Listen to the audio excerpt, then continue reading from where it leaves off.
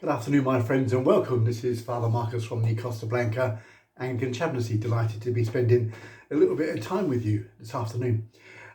If you listened to the last video that I put out, I suggested that we spend some of the weeks of Lent try to write down our thoughts about Easter.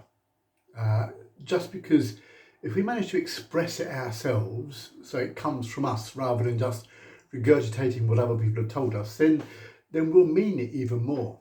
And if we spend the 6 weeks of Lent reflecting on what we're putting down, what we're writing, we can refine it and get a very clear image of what it is that the whole concept of Easter means to us.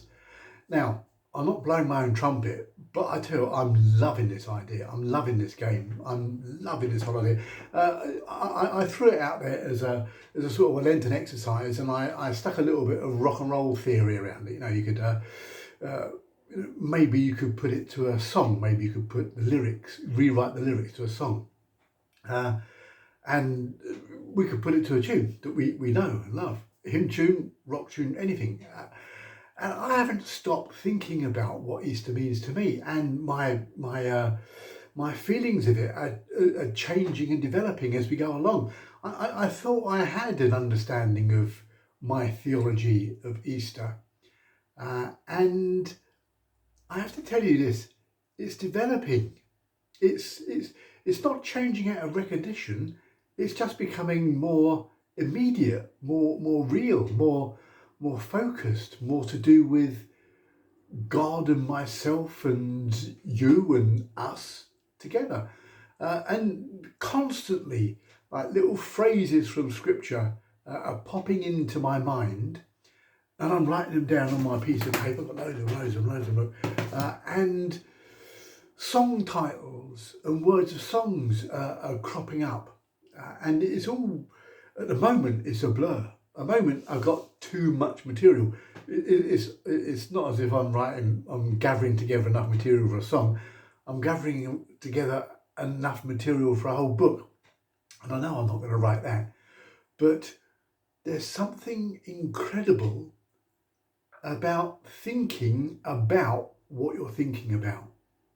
And thinking about what it means to you and to me when we encounter the risen Christ, or the living Christ, or the ongoing Christ, or the I am with you always until the end of time Christ.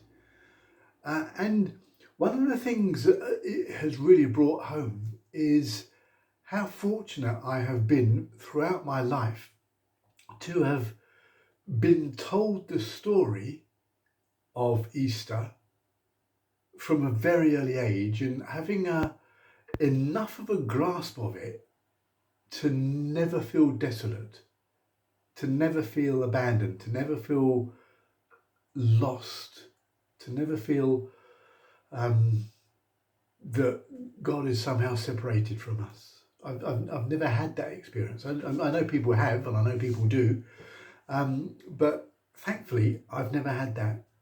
But what is happening is that the fact that I'm thinking about the constant presence of God in my life, I'm feeling so overwhelmingly affirmed and loved by God.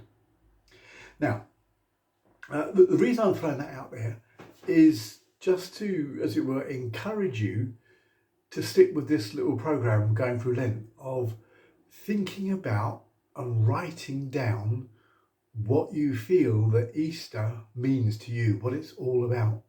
And there isn't a right or wrong answer. There isn't a right or wrong way of doing it, and it isn't a competition. If we gather together some pieces of poetry or prose or lyrics, we can decide what we're going to do with them. That's sort of secondary. It's certainly not about trying to do something better than anybody else or trying to prove anything by it, but it is about taking some time out yourself. And one of the things that I've discovered since I threw this out there last week is about praying through the things that you think about, not just thinking them, but adding them to your prayers. Here's a thing.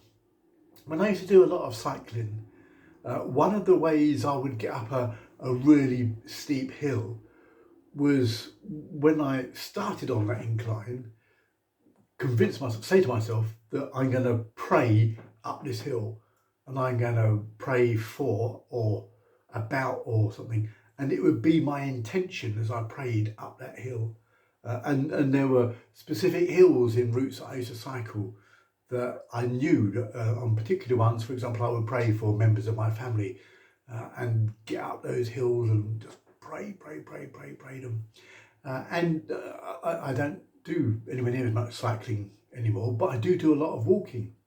And I was walking just the other day. It was very quiet, very peaceful, very beautiful, and I was thinking through this game that I'm playing with myself about trying to get my head around what Easter means to me. And again, it was an uphill bit that I was doing, and because I'm so overweight and old, when I'm powering up those hills, I get out of breath, and I have to catch my breath, breathe. And I was thinking about this: every breath with every step, every breath a step, and every step a prayer, and our prayers will be heard, and they somehow fill the air.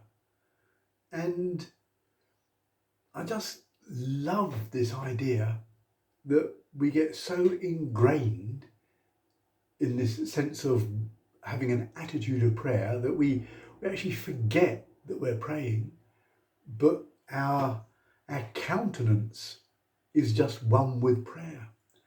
And I loved it. I love this idea that doing something that is just stunningly beautiful, and it's right on our doorstep, and it's just there, and to pray it with the intention of grasping what Easter means to me, to us, to you, is going to be such a powerful medium for me. So my video today is a little bit of a recap of last week's, but it's more encouraging.